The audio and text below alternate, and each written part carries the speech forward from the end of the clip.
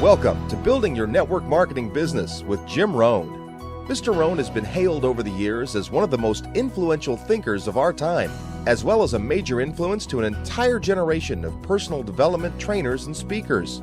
Jim has been described as a master motivator by Mark Victor Hansen, a national treasure by Vic Conant, one of the most profound thinkers and mind-expanding individuals of our time by Les Brown, and an extraordinary human being and mentor by Anthony Robbins. Jim Rohn has been sharing his success philosophies and principles for over 37 years, with more than 5,000 audiences and 3 million people worldwide. He is the recipient of the coveted CPAE Award from the National Speakers Association for excellence in speaking, and is the author of over 18 books, audio, and video programs. So now, let the man who has influenced so many help you to invent your future. Here's Mr. Jim Rohn. It is so much fun to travel the world, especially for me, farm boy from Idaho. I didn't have many skills when I first awakened to the opportunity that, you could work for pay. I knew how to milk cows, but, that was about it, and it didn't pay very well. But when I was introduced to network marketing, health and nutrition, a marketing system where I could start at the bottom, go to the top, and start part-time, it literally revolutionized and changed my life forever. I've never been the same. And a big share of my story now is sharing with people around the world this extraordinary opportunity. And then along with it, the philosophy that makes it work. Because you can have every technique in the world and the best product in the world, and you can have the finest support system in the world, but unless you have the philosophy that drives you to do the necessary things to make it work, then nothing works. So I like to talk about all the things that made it work for me and see if that might not be valuable for someone else. So I want you to take some good notes. If you're ready to take notes, say, I'm ready. Ready. I like this crowd already. Treat me well, I might take you with me as my traveling audience. Now, here's the next key on being prepared for the next century, and that is your personal philosophy.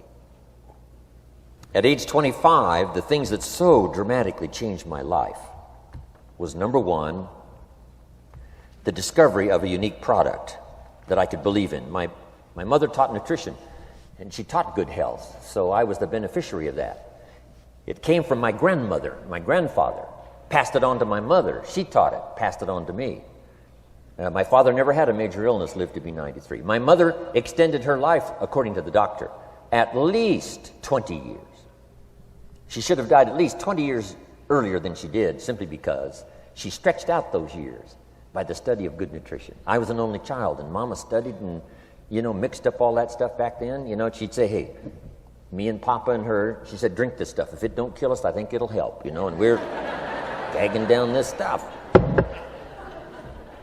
And Mama taught all of that, but the payoff was so incredible. I passed it on to my 2 daughters. They've never been ill. They passed it on to their children, my grandchildren. They haven't been ill. I mean, the study of good nutrition, paying attention, and being involved in the industry you're in, it's one of the best. So, that's so important. Your personal philosophy, what you believe in, that's going to carry you into the next century. Let me give you now some of the early philosophies that changed my life forever. I heard one of them in my introduction. Some of these philosophies have lived with me now all of these years. I've passed them on, and people have come back around saying, Mr. Rohn, 10 years ago, 20 years ago, 30 years ago, 35 years ago, I sat in your class and sat in your seminar, and those early things that you taught, I've practiced it and I'm doing it. A man not long ago showed me notes he took 23 years ago. And then he had me sign those notes. He said, I've used these notes to develop my life, my personal life, and my business life. And when he took those notes, he said, I was 18 years old. So it's incredible. I'm so thankful for all these years. But now I want to pass it along to you. Some of the philosophies that changed my life forever. Okay? If you're ready, say, I'm ready. Ready. Here's the first one. Profits are better than wages. Once I understood that, I got rich. Profits are better than wages. Nobody taught me that in high school. I went to college for a year and a half. I never heard it. I'm 25 and broke. I'm not destitute. I'm broke. Too much month at the end of the money is broke. And I finally hear this philosophy. Profits are better than wages. Now here's the phrase that goes with it. Wages make you a living, which is fine. Profits make you a fortune, which is super fine. And you can live both fine and super fine. You've now got the mechanism and the ways and means to do that. Profits are better than wages. Guess what? I taught this in Moscow when I was teaching capitalism. You know, the communists had it all wrong. They taught that capitalism was, a big company that oppresses its workers. I mean, it was absolutely ridiculous. They had mentally lost it when they came up with this ridiculous philosophy. Communism taught capital belongs to the state, not the people. And we taught all these years what? Capital belongs in the hands of the people, not the state. That's why, of course, kids should pay taxes, because they can be capitalists, and all capitalists should pay taxes. And it doesn't take much to start an enterprise that makes a profit. I teach kids how to have two bicycles, one to ride and one to rent. I mean, how long does it take? How long does it take to make a profit? I mean, a little ingenuity and you're on your way. So profits are better than wages. Capitalism better than communism. Communism said people are too dumb and stupid to know what to do with capital. So you must take capital away from all the dumb, stupid people and give it to the all-wise, all-knowing state. And let the state run everything. I mean, that was communism. And they devastated every country they touched. I've been to East Germany. It's taking $1 trillion just to clean up East Germany. They've already spent $500 billion. They got $500 billion more to go. I mean, every country they touched, and I've been in all of them, they devastated them all with their devastating philosophy. We teach capital belongs in the hands of the people. That's where the ingenuity is to bring goods and services to the marketplace. And I'm going to show you later the miracle of capitalism grassroots in America, which you're involved in. But once I understood this now, it was so incredible. Profits are better than wages. Now, when I first was recruited, I'm a distributor for this little product called Abunda Vita. And here's what my mentor said, Mr. Schoaf. He said, Mr. Rohn, you can start this miracle working business part-time. You don't have to go full-time. You can start part-time. And he said, if you'll devote, to start with, let's say 10, 12, 15 hours a week, where you'll start making a profit, here's what you can now say. I'm working full-time on my job and part-time on my fortune. Because profits lead to fortune. I got so excited about that philosophy. I'm working full-time on my job, but now I'm working part-time on my fortune. I found a way not only to make a living, you won't believe this, I found a way to make a fortune. Can you imagine what that's like then to get up in the morning? To go to work on your fortune? Not to go to work to pay the rent, which is okay, but a chance to go to work to make a fortune? And I said, right now I'm working part-time on my fortune and full-time on my job, but it won't be long until I'll be working full-time on my fortune. Can you imagine what life is going to be like? Now, here was my first goal when I started, and that was part-time. I wanted to equal on my profits part-time what I was earning on my full-time job. This is called the magic of part-time. It is so thrilling for people to start working the business part-time, because now you can work on profits, and it doesn't take very long. If you'll really concentrate on those 10, 12, 15 hours a week, it won't be long if you really do it right and learn some of the skills I'm going to talk about. It won't be long until you can be earning as much part-time working on your fortune as you are full-time working on your job. I did that in less than 6 months. Now I've got an incredible invitation. I found a way part-time to work on my fortune, and I'm making as much money at that as I am on my full-time job. Would you like to hear my story?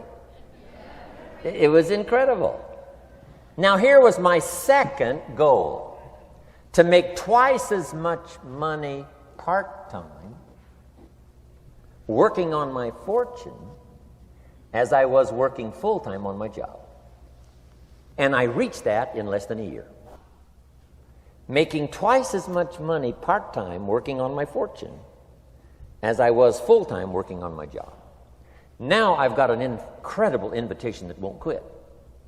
I found a way, through a unique opportunity, to work part-time on my fortune and I'm now earning twice as much money as I am working full-time on my job. Would you like to hear my story? Do you imagine anybody would say, no, I don't care to hear your story? No. Everybody I said that to said, wow, yes, what are you doing? I said, I'm glad you asked. Let me tell you. Now, when I started making twice as much money part-time as full-time, here's my dilemma. I didn't want to go full-time. And why not go full-time? And the reason was because I didn't want to give up my electrifying story. Right? It was so powerful, nobody could resist the invitation to at least take a look. I didn't want to give it up. And I hung on for I don't know how long until it was, almost insane. And then finally, reluctantly, I gave up my full-time job. But now,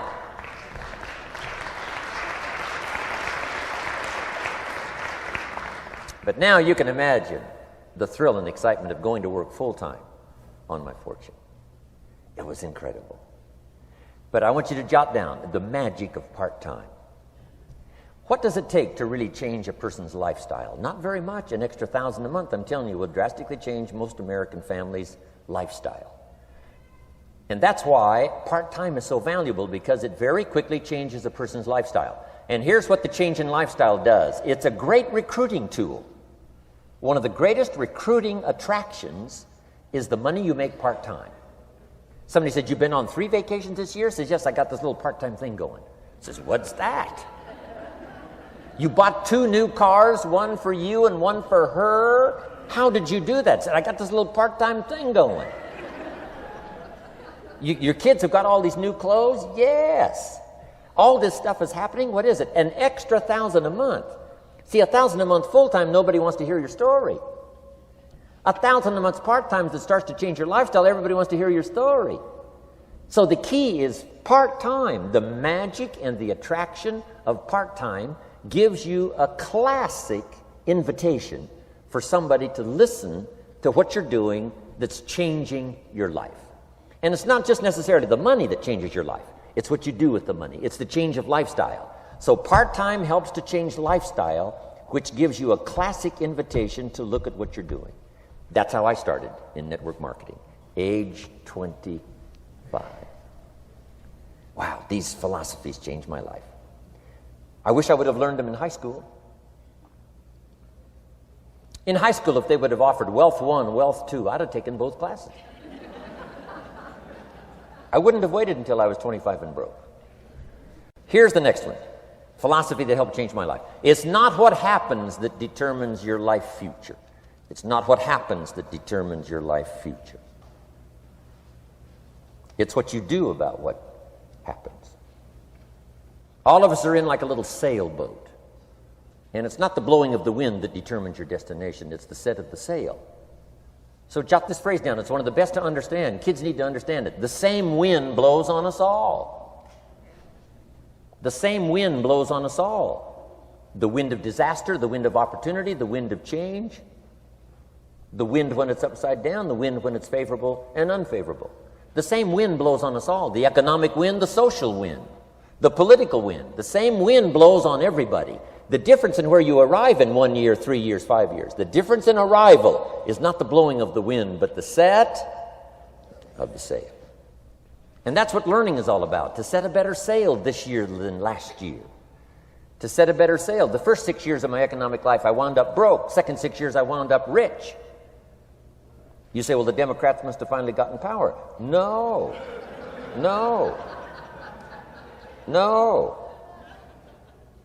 It was not a political change. Here's what changed the second 6 years of my economic life. It was my philosophy that changed. The set of the sail of better thinking, correcting the errors of the past and picking up new disciplines for the future. That's all I had to do at the end of the first 6. Correct the errors of the past and then pick up some new disciplines for the future. And my total life changed. The second 6 years was totally different than the first 6 of my working life. And guess who can do that? Anybody.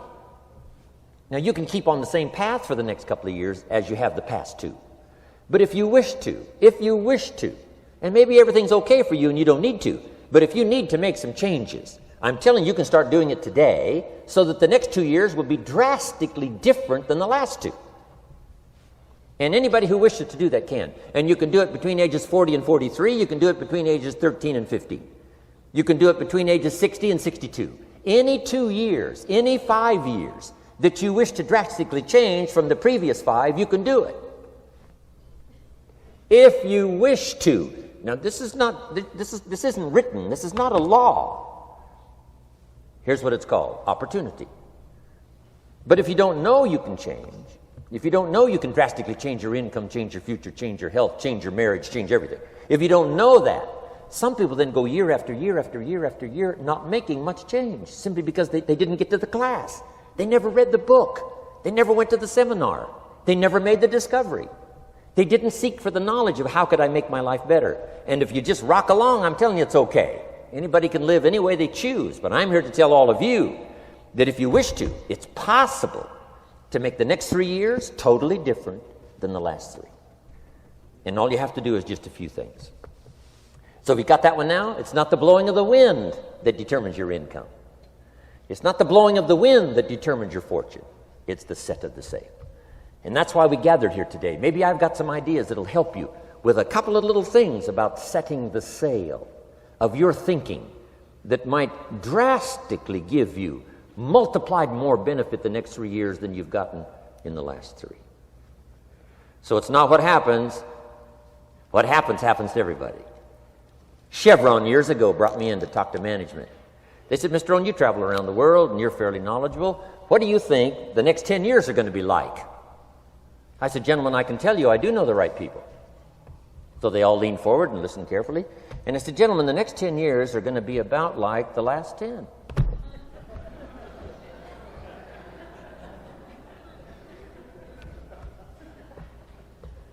The next season after fall is, well, I promise you that's not going to change. After day comes night. I promise you that's not going to change. Here's how the last 6,000 years reads. If you want to make a note of Jim Rohn's vision of history the last 6,000 years, here's how it reads. Opportunity mixed with difficulty. And if we're around another 6,000 years, it's going to read like that looks like for the next 6,000 years. Opportunity mixed with difficulty. Now, sometimes there seems to be more opportunity than difficulty, and then sometimes there seems to be more difficulty than opportunity, but the mix isn't going to change. After expansion comes recession. But after recession comes expansion. Not to think so, see, is naive. And once you've got just a little of this stuff settled, then you know exactly what to do. You know exactly what to anticipate, so you can be ready. Now, here's the next one, and I heard it in my invitation. Here's what it says. For things to change, you have to change. I was hoping the government would change, and taxes would change, and economics would change, and my boss would change and be more generous. I wished for everything to change, and my teacher said, no, Mr. Rohn, for things to change for you, you have to change. Don't wish it was easier, wish you were better. Once I understood this, this altered the course of my life. Don't wish it was easier, wish you were better. And here's the big one. Don't wish for less problems, wish for more skills. You don't need less problems. You simply need more skills. Don't wish for less challenge, wish for more wisdom.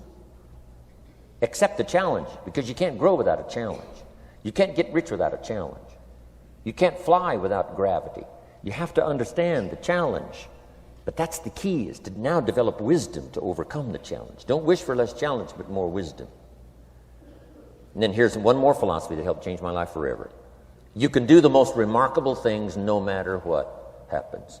Humans can do the most remarkable things no matter what happens.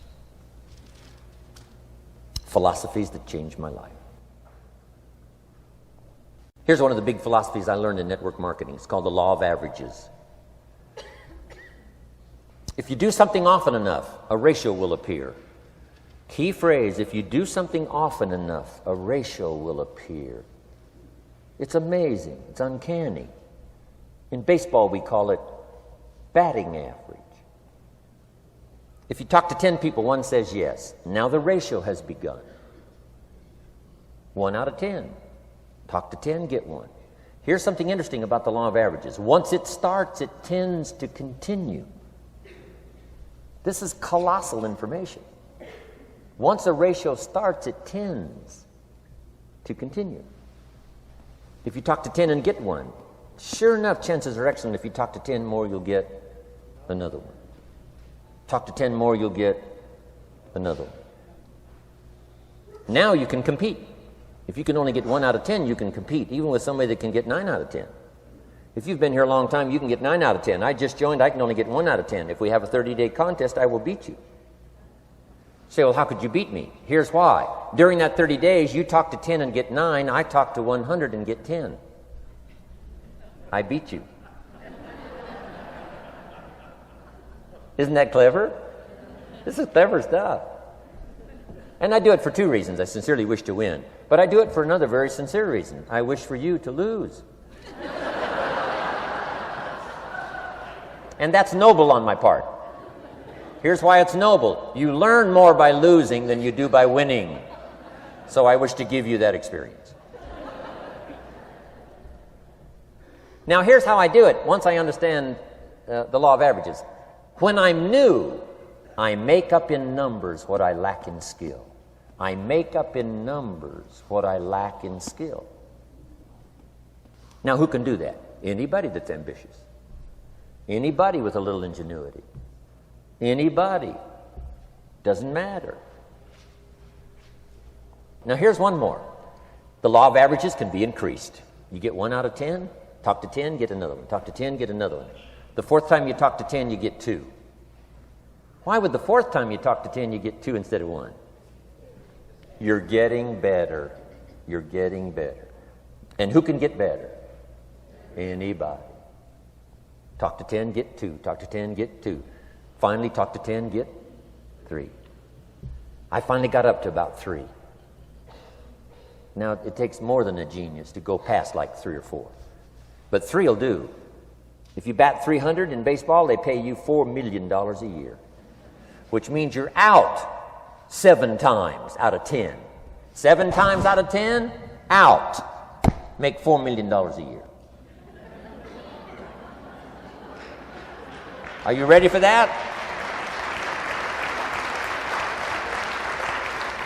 So, this works so well now in your business. Just jot the phrase down. You don't have to bat 1,000. You don't have to bat 1,000 to make big money. 1 out of 10 is fine. 2 out of 10 is terrific. 3 out of 10 is fabulous. Some particular incredible genius might get 4 out of 10. But 3 out of 10 is sufficient to make you rich beyond your wildest imagination. This is how I went after my friends, neighbors, and relatives when I first started recruiting. I said, look, I've got a new business, and I'm getting about 3 out of 10 to join. And I don't mind you. Just come to the meeting and be one of the 7.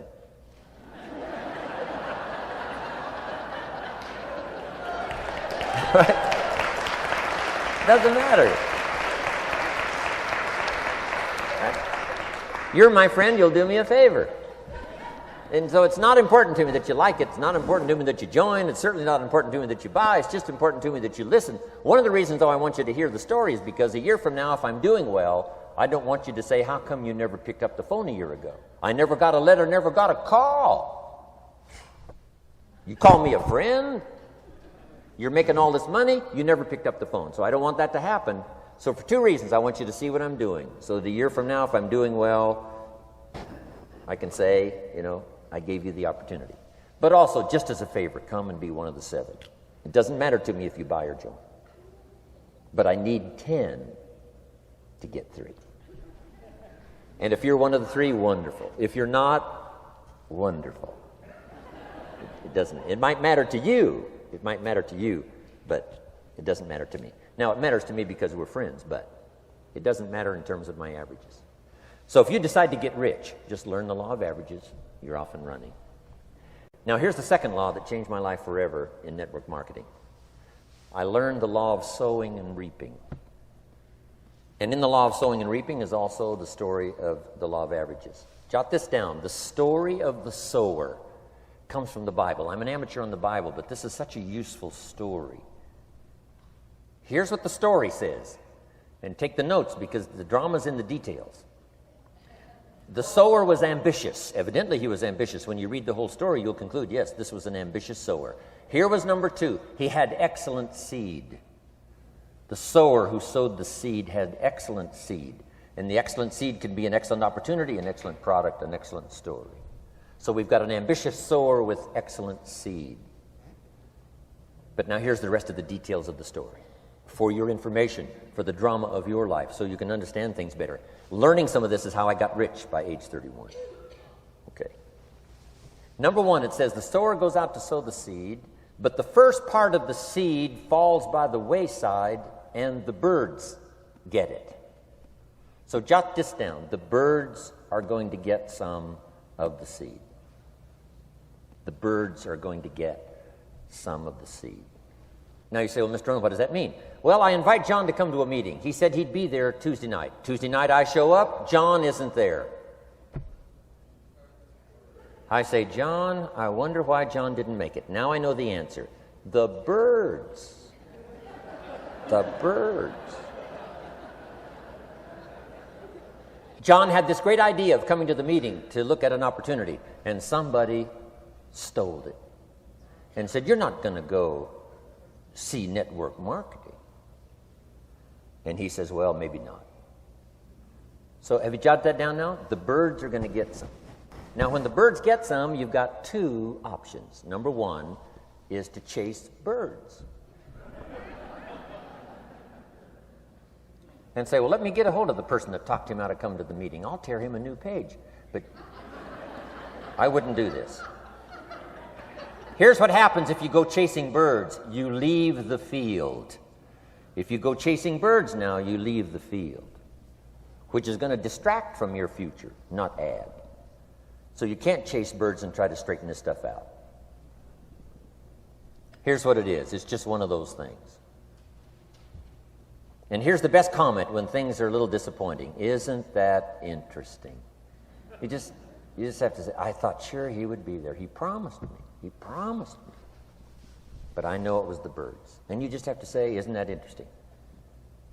Now, here's the rest of the story. It says, the sower kept on sowing. See, that was the secret to his success. He kept on sowing. And if you keep sowing, you can sow more than the birds can get because there aren't enough birds.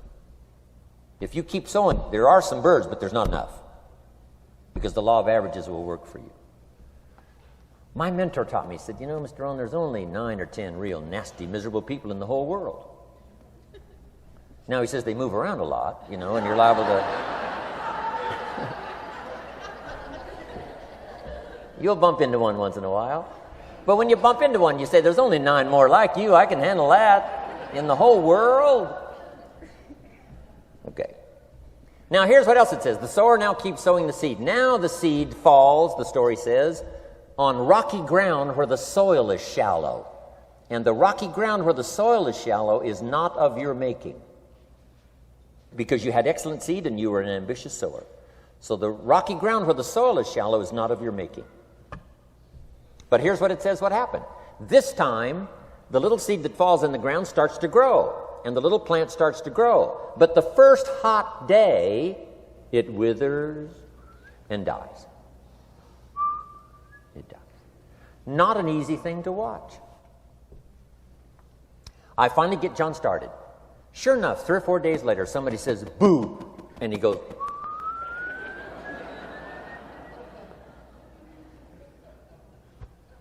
he's gone. Doesn't show up at the second meeting. And I say, I thought sure John would last a week. What happened? Jot this down. The hot weather is going to get some. And this is not of your making. Here's what you must say when that happens. Isn't that interesting? Wow. What can you do? The answer is nothing. You say, well, I'm going to try to change this. I wouldn't take that class. You know, the sun comes up in the east. Somebody says, why is that? I wouldn't spend much time on that. Just let that happen. Don't go for this why stuff. I'm giving you the answers here. The answers is in the structure, and the consequences and in the deal. The answer is in the deal. Anything beyond that is not worth study. You say, well, how come some just last a little while? I wouldn't sign up for that class. Here's the answer. Some don't stay. You just have to jot that down. And when some leaves, you say, that's one of those that don't stay. Now you know what category to put them in. And you can't solve this now. It's like rearranging the seasons. You can't fool with that. All you can do is cooperate with the way things are set up. I didn't set it up. You say, well, it shouldn't be this way. Well, when you get your own planet, you can rearrange this whole deal. But on this planet, you're a guest. You got to take it as it comes. Now, here was the secret to the ambitious sower with good seed. It said he kept on sowing. Now, here's what he had to do to keep on sowing. He had to discipline his disappointment. This is a key phrase now to use the rest of your life. You must learn to discipline your disappointment, because you didn't set up the setup, and some are not going to stay, and that is not of your making. Now, if you made gross errors and you ran them off, see, that'd be different. Now, you're responsible for that. But if it's in the normal course of things, this is the way things are. Now, here's what it says. The sower keeps on sowing. Now it says the seed falls on thorny ground. And somebody says, well, how much of this do you have to go through? Well, hang on. It's not the end of the story now. Now the little seed falls on thorny ground, and now the little plant starts to grow again. But as the little plant starts to grow, the thorns choke it to death, and it dies. So jot this down. The thorns are going to get some. And that's not of your making. And what are these thorns? The story even called these little thorns, little cares, little distractions, little somethings. Who knows what all they are? I say, John, we had a meeting last night. You weren't here. John says, well, I can't make every meeting. I say, why not? You're part-time. He said, well, the screen door came off the hinges. And you just can't let your house fall apart. You got to take some time and fix things up. And I can hear the thorns going,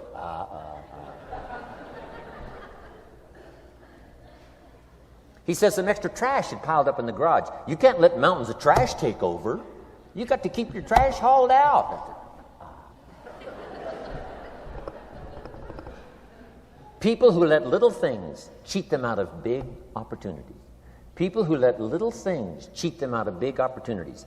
And you feel almost helpless. What could I do about that? And that's nothing. And you say, well, why is this? I'm asking you not to sign up for that class. Don't sign up for these why is this class. It's just the way it is, like winter following fall and spring following winter. So if you got that, the thorns are going to get some. But now here's the good news. Let's read the rest of the story now quickly. The sower now what? Keeps on sowing the seed, keeps on sharing the story, keeps on giving an invitation. Yes, the invitation can be more powerful for me as it was 1 year later than it was the first month. Because now I'm saying I'm making twice as much money part-time as I'm making on my full-time job. Yes, the story can be more powerful, but the law of average is still going to work. But now here's what the story said. Finally, the seed falls on good ground.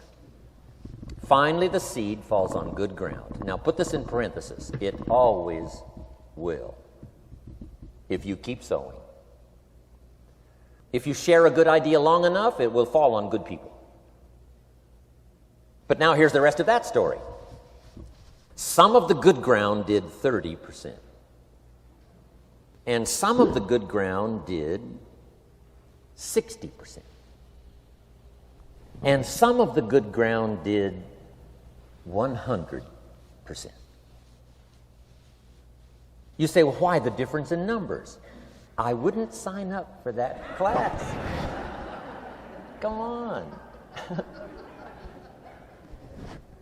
Have I said that often enough now? Don't register for that class. It's just the way it is. Now, I tried to get the 30s to do 60. Found out it was more than I could handle. I used to say, I'll make them successful if it kills me. I almost died. No, you can't do that.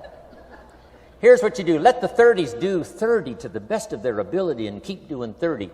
because that's how they build their lifestyle and get what they want out of life. And let the 60s do 60, and let the 100s do 100s.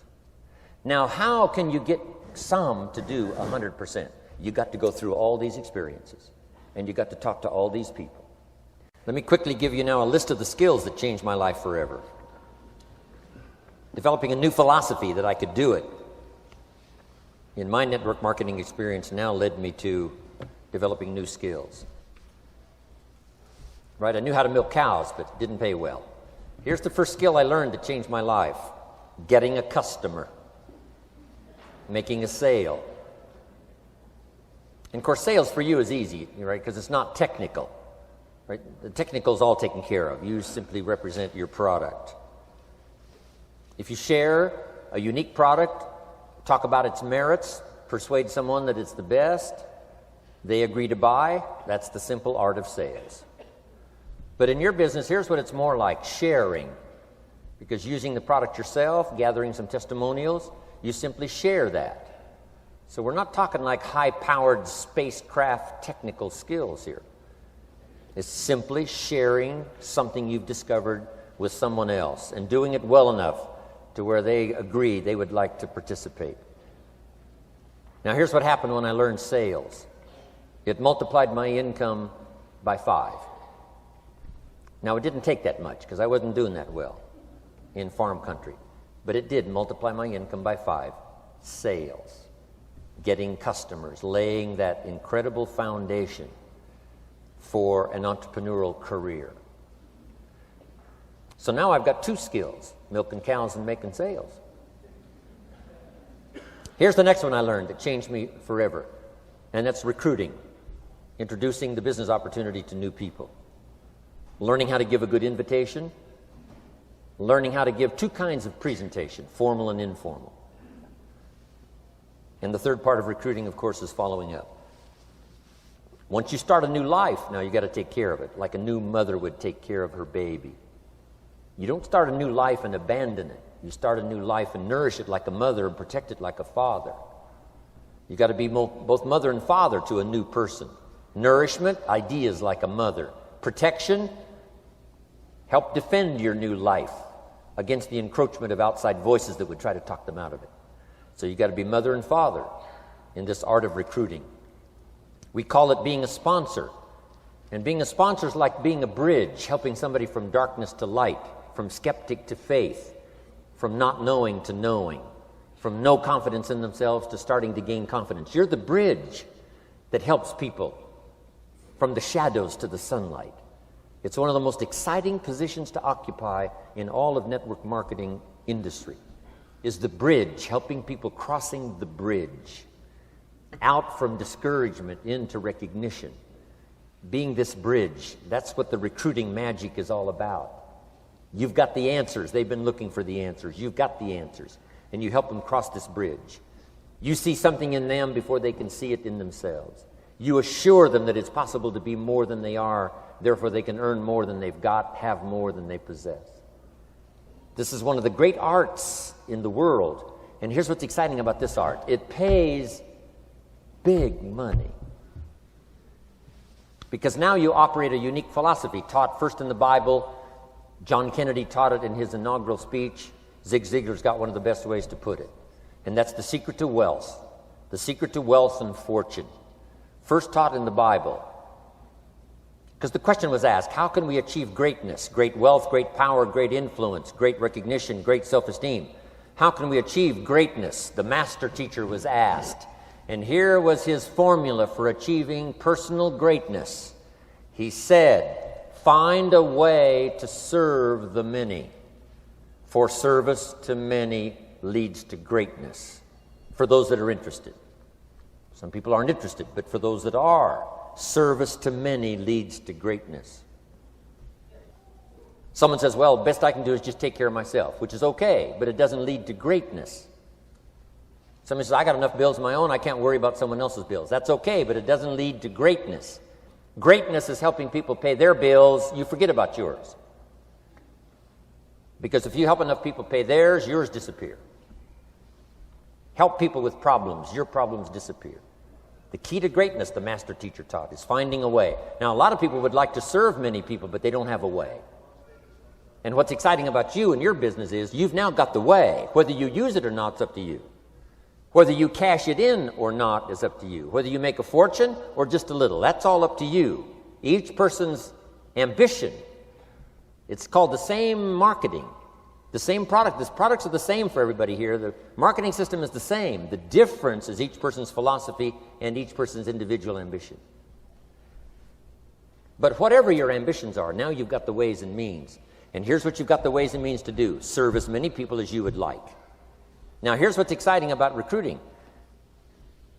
With what you're involved in here, you can directly and indirectly affect the lives of dozens of people. Some of you are going to directly and indirectly affect the lives of hundreds of people.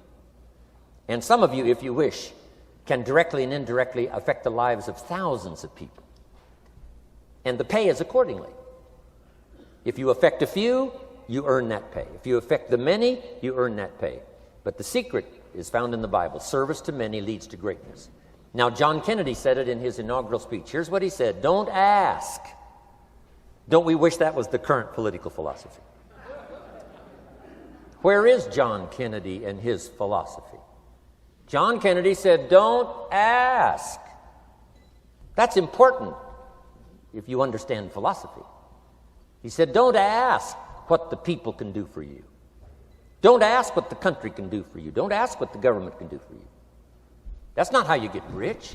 That's not how you have high self-esteem. That's not how you get trophies to put on the mantle above the fireplace, asking what the people can do for you. Don't ask, he said, what the people can do for you, but ask, what could I do for my country? And the country means the people. What could I do for the people? I want trophies. I want recognition. I want high self-esteem. I would even like a chance to make a fortune. John Kennedy says it's easy. Don't ask what the people can do for you, but ask, what could I do for the people? Could I directly and indirectly serve many in my country? And now that you are participating in this program, the answer is yes. Now, Zig probably said it best. Zig's got some great stuff. Zig and I have been good friends for a lot of years. Zig says money isn't everything, but it ranks right up there with oxygen.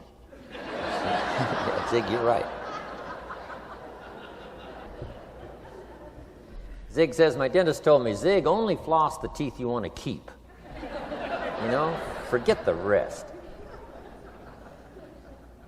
But here, Zig is famous for this now. This is one of Zig's philosophies, and it goes right along with the other two, the Bible and John Kennedy. Here's what Zig says. If you help enough people get what they want, you can have everything you want.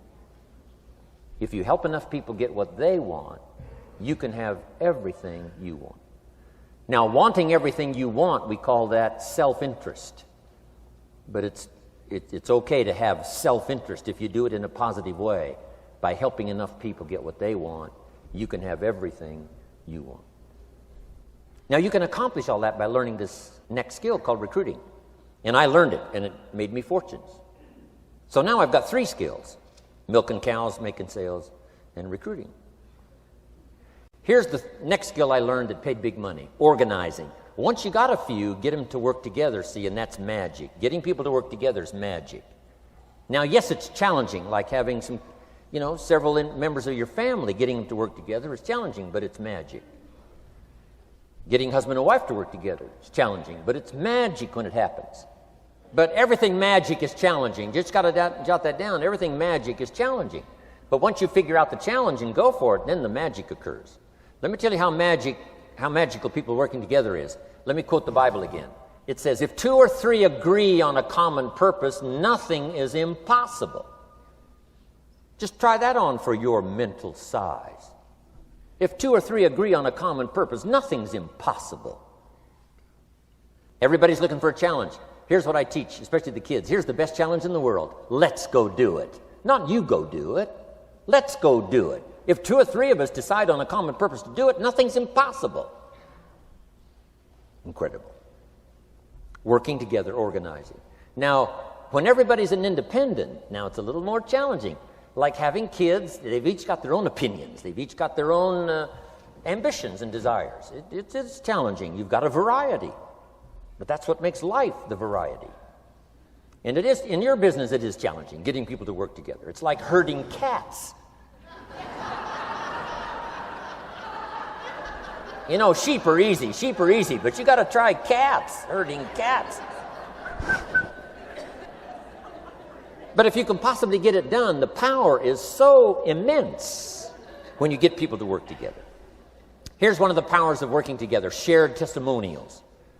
If I've got somebody new and you're there and I'm there, I give them my testimonial, you give your testimonial. Maybe what tips the scales in getting me a new person is not my testimonial, but my partner's testimonial. Somebody I'm working with, their testimonial got them. Shared testimonials are so powerful. That's why working together is okay, is powerful. Now, working by yourself is okay. All this stuff is okay. Everybody needs to know, though, where are the advantages? And these are some of the advantages. I learned to organize, paid big money. Here's what I next learned to do: promote. Promotion now pays staggering money. Now, the company comes up with what we call major promotions. Here's what you've got to come up with: the smaller promotions. The company comes up with major recognition. You've got to come up with small recognition for your people around you. The top 5. The company's got top 5. You've got your own top 5 in maybe 2 or 3 categories: top 5, top 5, top 5. And those little recognitions, to reach certain levels in the company, you have to take major steps. But for you, recognition, let them take small steps. Here's one of the secrets of your kind of business: rewarding people for small steps of progress. Rewarding people. Sometimes it's just recognition, handshake, pat on the back, Mary, you're doing a fabulous job. And you figure out what those recognitions are. Small steps of progress.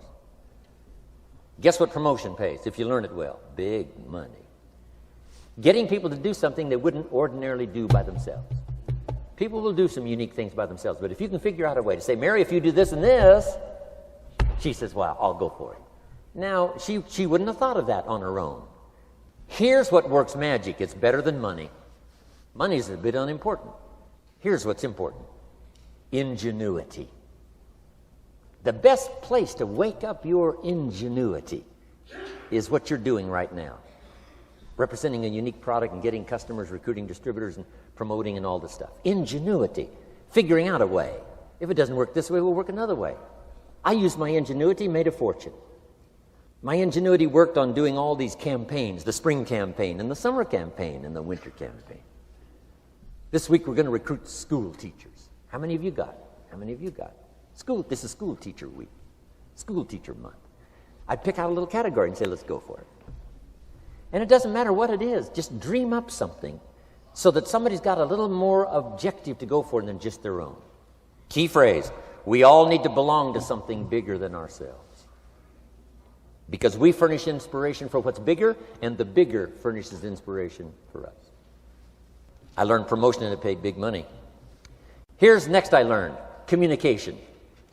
How to conduct a meeting. I learned identification, logic and reason, attack and confess, solution. Simple deals on communication.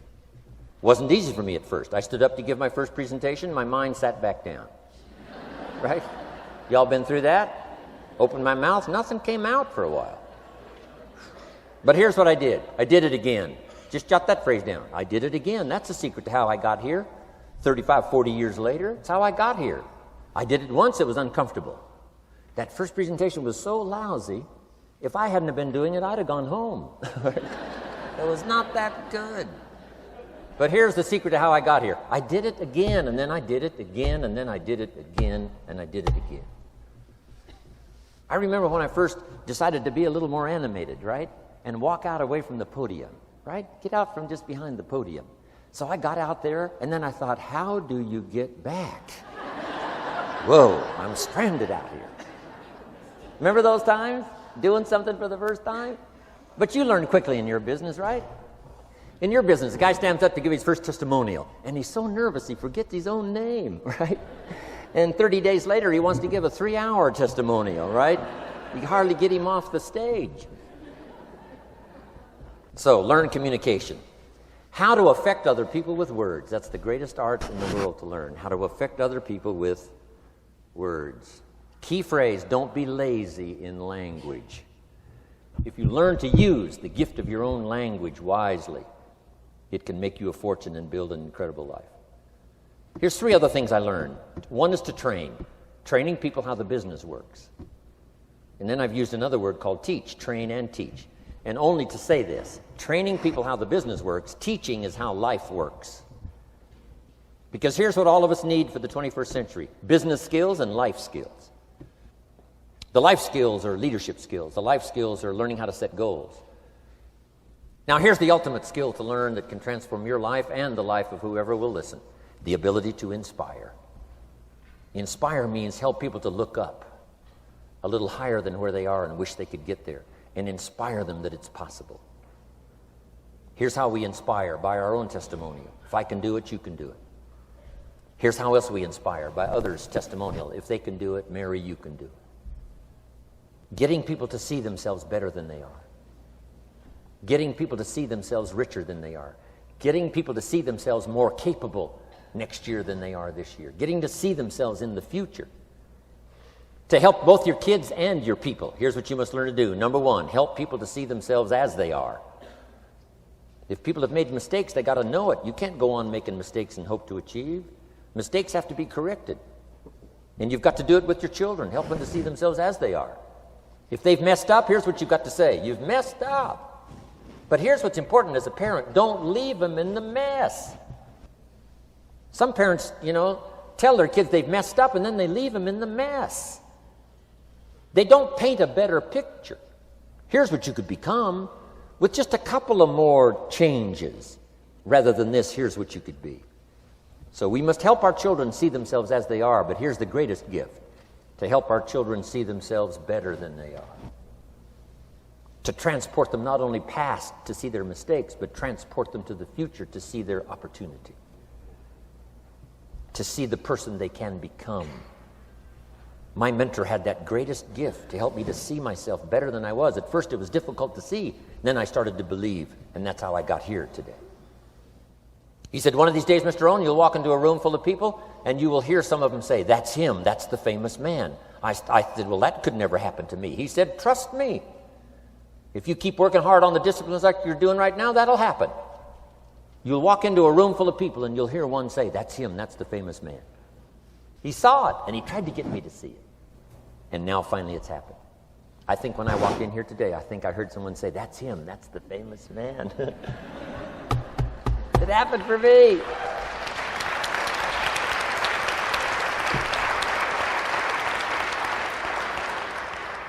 And if it can happen for me, it can happen for you.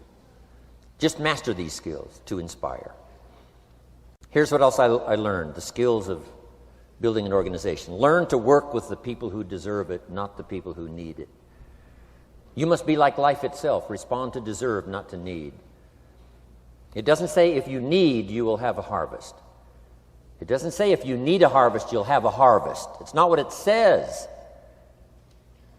It says if you plant, chances are good you'll have a harvest. If you plant, you will reap. Not if you need, you will reap. So we must be like life itself. Respond to the people who deserve it by planting, by taking the first step. Even God himself says, if you move toward me, I'll move toward you. That's the condition. You move toward me, I'll move toward you, says the Almighty. Now, he could also say, you don't move, I don't move. You say, well, that's arbitrary. Well, when you're God, you can set it up that way. Now, learn to work with the people who deserve it, not the people who need it. Now, here's what's the next step. Teach people how to deserve your time. Teach people how to deserve your attention. Teach people how to deserve a phone call. Say, Mary, you just take this one step and I take 2 steps. You take 2 steps, I take 5 steps. You don't step, I don't step. But this isn't hard now. You step, I step. You respond, I respond. You try, I try. You make a call, I back you up.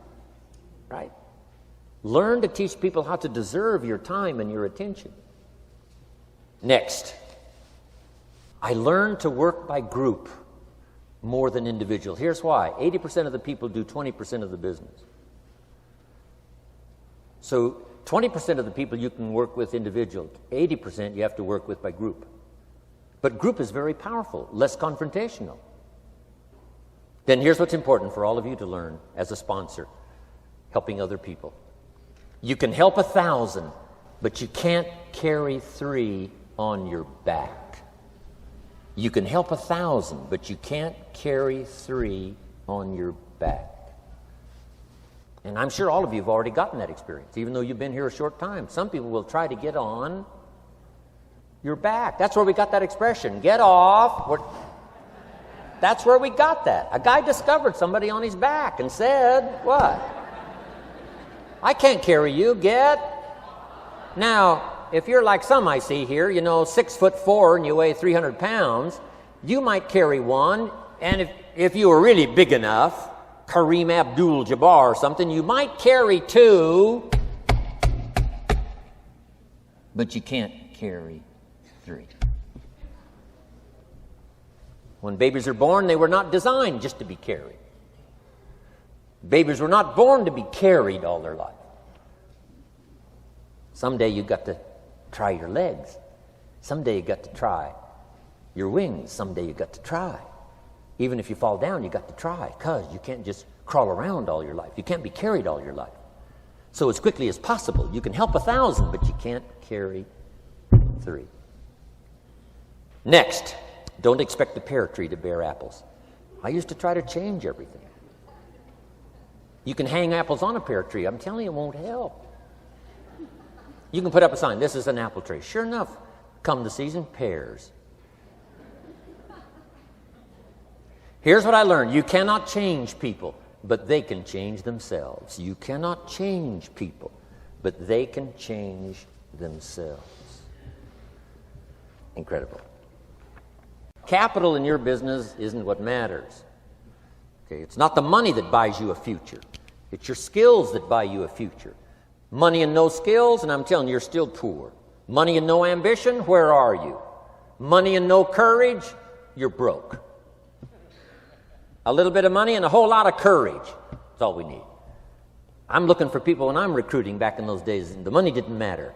What mattered to me was somebody's willingness, somebody's ingenuity, somebody's willingness to try. Right? If they had $1 to invest, that was plenty for me. $1 and some ambition, and I can show you how to get rich. And it'll be one of the classic stories of the company. I go to recruit somebody, they say, I don't have any money. See, I've been looking for you for 6 months. Let me show you how to do it without any money.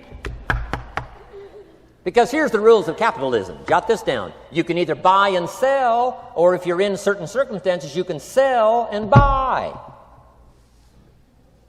If you've got ambition. Now, if you haven't got ambition, we can't cure that, and money won't cure lack of ambition. But if you've got $1 and some ambition, I'll show you how to get rich. And even if you don't have $1, I'll show you how to get rich, because you can sell and buy.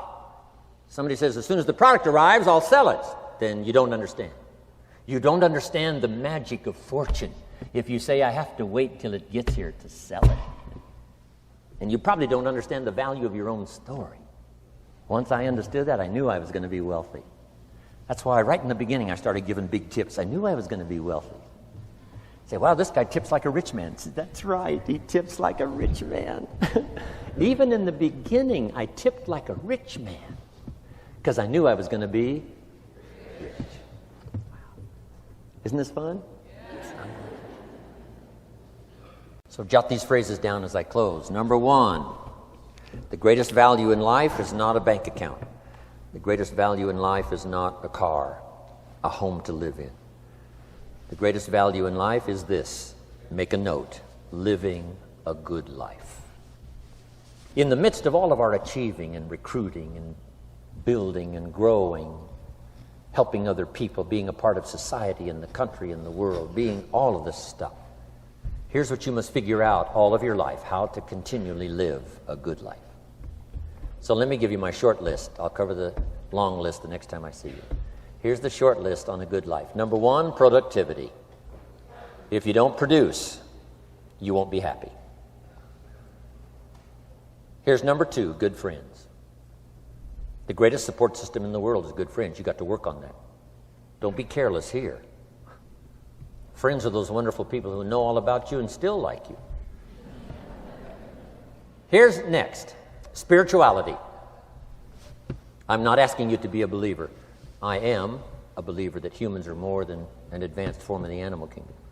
I'm a believer that we're a special creation. I don't ask you to be a believer, but here's what I do ask. If you are a believer, here's what you must do. Study, practice, and teach. Whatever's valuable to you, study, practice, and teach. Repeat it after me now. Again. Study, practice, and teach. Here's why. It builds the foundation that builds the country, that builds the nation, that helps us to compete among the nations of the world in the 21st century. And this is one of those subjects, to study, practice, and teach. Next, my parents taught, don't miss anything. Don't miss the game. Don't miss the performance. Don't miss the show, the movie. Don't miss the words. We're all inspired by the words. Elton John says she lived her life like a candle in the wind, never knowing who to cling to when the rain set in. You can't miss those lyrics. You can't miss the music. You can't miss the songs that nourish the soul. You can't describe how brief and fragile life is much better than that. George Harrison, one of the Beatles, sings, "If not for you, the winter would hold no spring. Couldn't hear a robin sing. I just wouldn't have a clue if not for you." Wow. You got to remember the words that reflect the experience. Barbra Streisand sings, "It used to be so natural to talk about forever, but used-to-bes don't count anymore. They just lay on the floor till we sweep them away.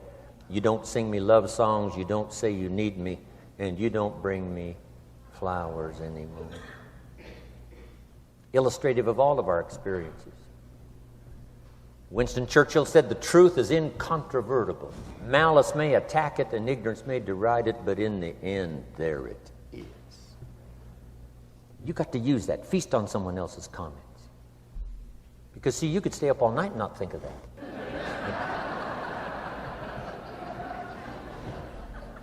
I'm asking you to do your research. I'm asking you, don't miss anything. Don't miss the play. When my father was 93, just before he died, if you would have called him at 10:30, 11 o'clock at night, he wouldn't be home. He's at the rodeo. And he's watching the kids play softball. He's at church. He's watching the concert somewhere. Every night. My parents taught me that. Don't miss anything. Even the little small things, don't miss. The big things, don't miss. Don't miss, don't miss. It's part of living a good life. Here's why. Jot this phrase down, it'll serve you well forever. If you live well, you will earn well. If you live well, it'll show up in the texture of your voice. If you live well, it'll show up in your face. If you live well, it'll show up in the magnetism of your personality. If you live well. So don't miss the nourishment of all the things around you that could help you live a good life. Next is the inner circle. Take care of them, they'll take care of you. Inspire them, they will inspire you. Nothing more valuable than the inner circle. That's where the power to conquer the world comes from, the inner circle. If a father walks out of the house and he can still all day long feel his daughter's kiss on his face, he's a powerful man. Nourishment of the inner circle is so incredible. If a husband walks out of the house and all day long he feels the imprint of his wife's arms around his body, he's invincible. Who can touch him? One person caring for another, the old prophet said, is the greatest. There's many virtues and values, but the greatest is love, one person caring for another. Better to live in a tent with someone you love than to live in a mansion yourself. People caring for people. And especially that inner circle where the power is so magnificent that if you draw from it, if you nourish it, and then it nourishes you. Now, here's my last comment. Ask for God's help. We could all use a little help. But my whole seminar was what you can do. A man took a rock pile, turned it into a fabulous garden. Somebody came and saw it and said, "You know, you and the good Lord have this fabulous garden here." The gardener said, "I understand your point, but you should have seen it a few years ago when God had it all by himself." So we do play a part. So make this the last note now. We have a chance as human beings to participate in the miracle process. We have a chance as human beings to participate in the miracle process. And you can go do that every day as often as you wish. Changing somebody's life. Rescuing somebody from oblivion. Building an organization second to none so that your name will appear in many people's testimonial. And that's why I came today. so that by chance, I don't need the money. It's not why I'm here. I take the money, but I don't need the money. But here's why I'm here. By chance, perhaps, if I've come along at the right time, I don't know what time this is for you, but if I've come along at the right time, just maybe, a week from now, a month from now, a year from now, 5 years from now, you might say, Jim Rohn came by and gave us a little piece of information. That started me down the road. Here's what's happened to me. And my name might appear in your testimonial. Now, here's the drama as we finish. How many of you have my name in your notes? Here's the part of the drama then. I go with you. When we all leave here and the lights are out and the place is dark, I go with you because you've taken my notes and hopefully some of the spirit, some of the stuff I had besides just the notes. So I go with all of you. But here's the big drama. All of you go with me. See, that's so unbelievable. So as I leave here, I promise not to leave you behind. I will take you with me in my thoughts and in my heart. God bless.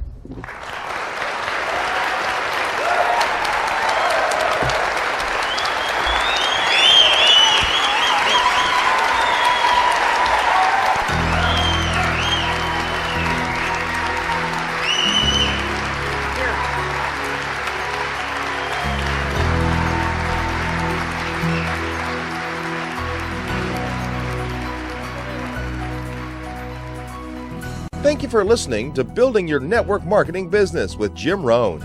To receive more information on Jim Rohn's speaking schedule and products, please visit his website at www.jimrohn.com. Thanks again for listening, and make it your best year ever. Here's to your success.